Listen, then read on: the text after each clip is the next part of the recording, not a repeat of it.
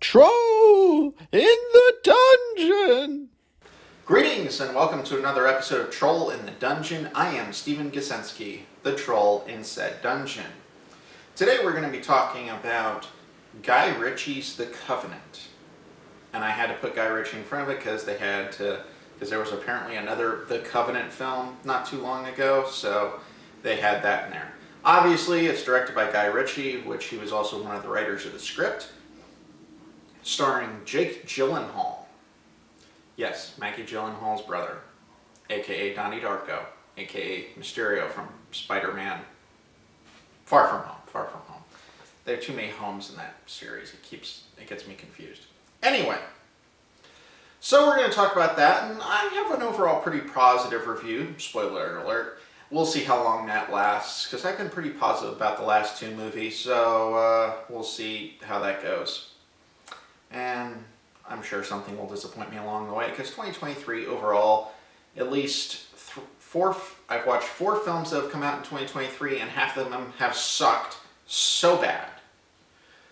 So we'll see how long this lasts. Anyhow, so the film, Gyllenhaal stars as this army sergeant during the war in Iraq, and in the film, he is badly injured. Pretty much his whole team is wiped out, and then the only one who survives besides him is his interpreter, and he's badly wounded in his escape attempt from the horrid massacre. And later on in the film, he finds out that his interpreter and his family were promised visas to come to the United States to live there to escape the Taliban, but the U.S. government hasn't really cut through the red tape to actually get it to happen. So he goes back to Afghanistan to get his interpreter and his family out. That's the latter third of the film. It's actually a pretty good movie. Starts out nicely, giving some text background of what's going on, and the soundtrack for the movie is excellent, and starts with Horse with No Name by America, which makes me happy. I think that's the band who did it. Anyway, still, I love that song, so it works brilliantly. As I said, the soundtrack is pretty solid. I forgot who did the music. Not one of the heavy hitters. One thing that I was really happy about is that everyone felt genuine. All the actors were really genuine in who they were, and it just felt, it's so nice for guys to act like guys, for me as a guy, because usually I could get started on a whole rant and rave, but basically other writers ruin everything, and the guys just don't sound like guys in a lot of films. It was a breath of fresh air that, and it sounded like military guys. I've known several in my time. I did not serve, but I've known a lot of people who served in the military or police department or fire department, and they were giving each other 10 kinds of grief, and it came through in the film, and it was done very, very well. The performances, not a lot of big names. Jake Gyllenhaal obviously being the biggest, but we had like Johnny Lee Miller was his commanding officer, who's this colonel who comes in. You hardly recognize him, but he was brilliant. As I said, not a lot of big names in the movie, but Anthony Starr's in there somewhere. I forgot who he played. A.K.A. Homelander from the Amazon series The Boys. He does not look like the blonde pretty boy that he is in that series, even though his character is a horrible creature.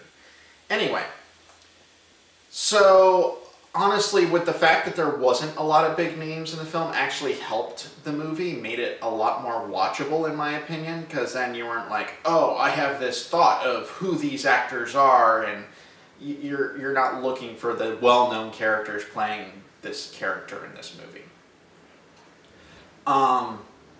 Which I really appreciated as an actor and a director. It was just nice to see that kind of chemistry. The chemistry came out really well. Now, as far as the movie itself, at about the second act, after the big massacre of his men and such, the film gets a little slow, but it shows the harrowing journey that Ahmed, the translator, has to deal with as he's dragging Jake Gyllenhaal's character throughout the movie to safety. And it's really interesting to see the tension in the film is very palatable. Guy Ritchie is really good about that, even though he's mostly known for doing like, like comedies and other films that don't take themselves too seriously. Snatch, one of probably my top 20 favorite films. But Guy Ritchie actually masterfully directs this film. Very underrated in my opinion of how good of a director he is. So the second act, as I said, is a little slow, but it carries well. It does better with, there's a lot of slow motion effects and such, where you're trying to give the chance for the audience to breathe. I think it happened a little too often, but it wasn't so jarring. It was like every 25 seconds. But I still think it was a little too often. I would have done that a little differently had I been the director's chair, but that's okay. Just warning, there is a lot of language, but makes sense, and it's violent because, I mean, it's a war movie. So if you're going into a war movie and not expecting violence, what kind of idiot are you? Anyway. There's another scene between Jake Gyllenhaal's character and his wife when he's making the decision to go back and get his interpreter and people out, and it's really well done, it's subtle, and it gives you a little bit of insight as an audience member into what possibly happens between those serving the military and their spouses and their families. And I really hope people really take note of that. And they should. And the performances, as I said, are subtle, but they work really, really well.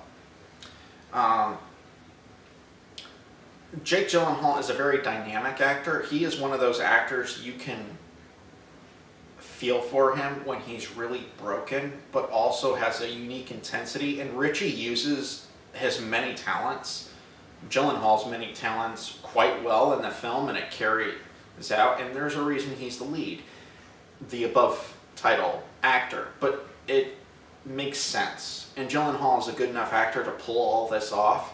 So it was nice to see him fully utilized at how good he is. And it's not just about how good looking he is. He's a good looking dude. I'm secure enough in my masculinity to say that.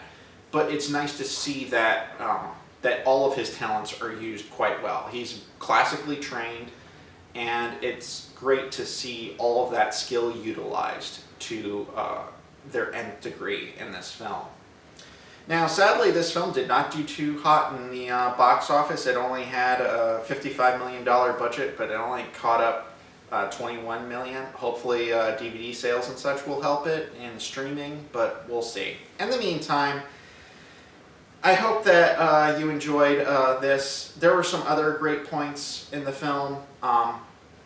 They had some military shorthand. They actually gave explanations and such, so that was a nice highlight in the movie.